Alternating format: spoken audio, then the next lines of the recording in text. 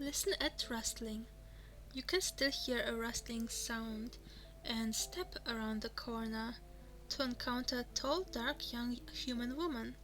She is looking through a scroll and has a small pile of them beside her on the floor. A glass enclosed lantern sits on a nearby shelf.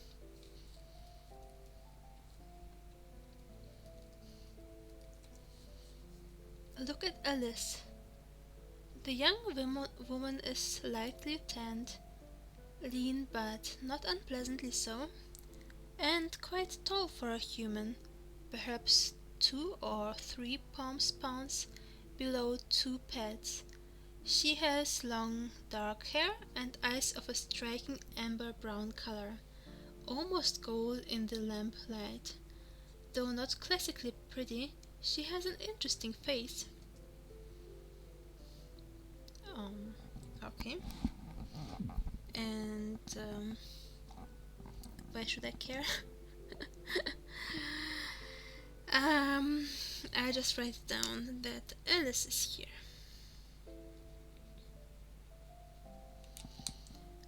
I already forgot where I heard of her before.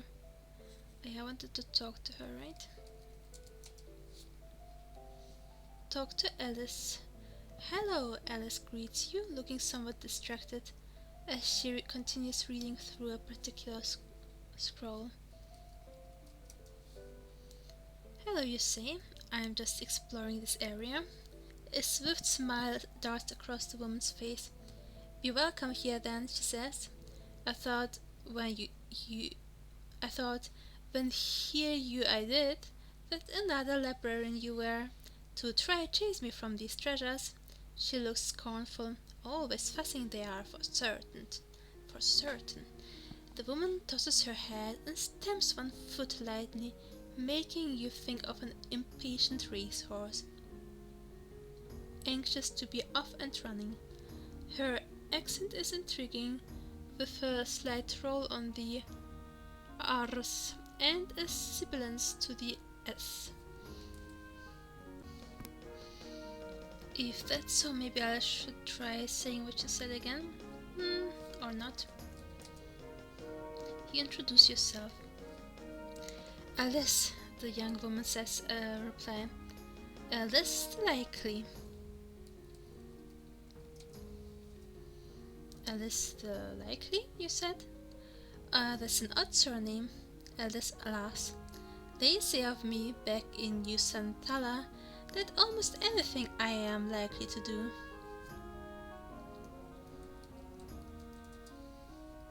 You're not from around here then, you suggest. Alice shakes her head. No, too warm it is here for me, a northern barbarian I am. There is a mischievous smile on her face. She continues in an overly solemn voice. You know, from beyond the Tandalas, those wild Koglim's hordes, Marguses. You suspect that she is teasing you a little. So why is there a wild Koglim's horse makers in Lorehaven? You inquire, amused in spite of yourself. Well, work I have here now to do, helping researchers, studying, writing such things. But here I do not live.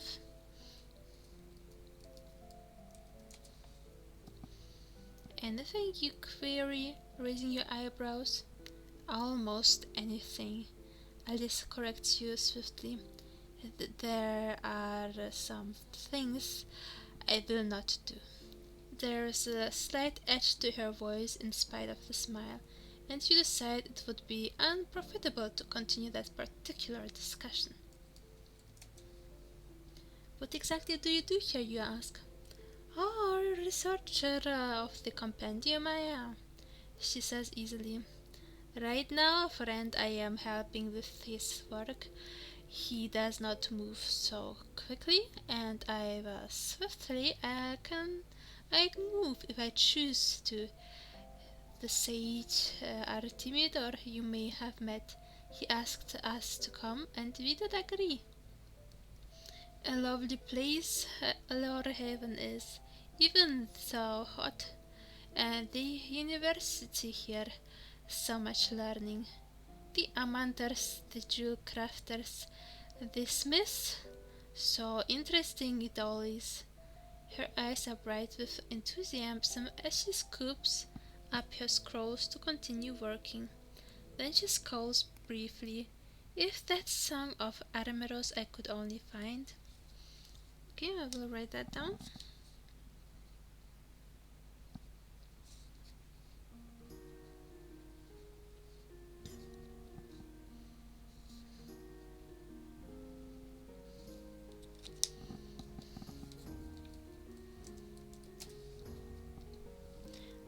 Then she scowls briefly.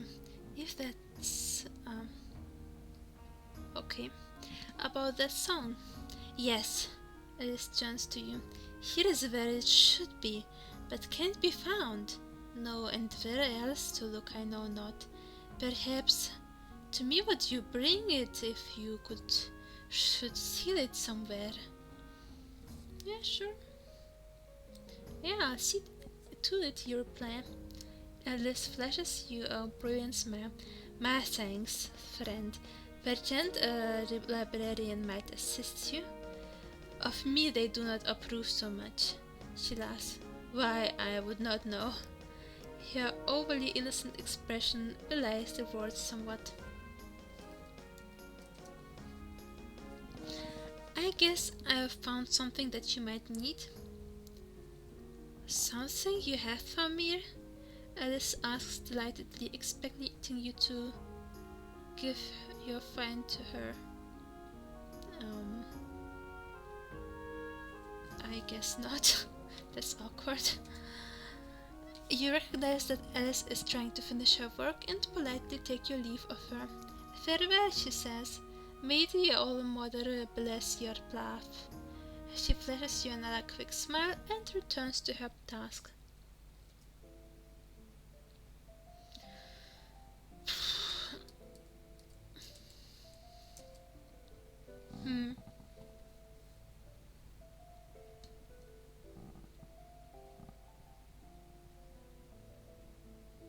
Okay. What is on the east? Mage study. Okay, I will write it down.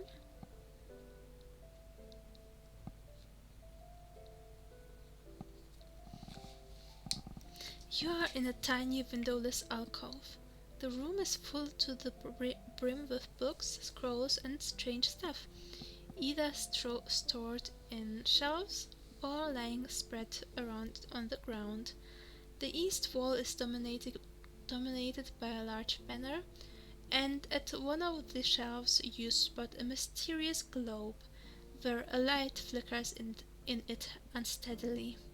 It is warm and cozy here. The chandelier hanging from the ceiling makes you feel comfortable. To the south you see a small desk. There seems to be a man busy with studying.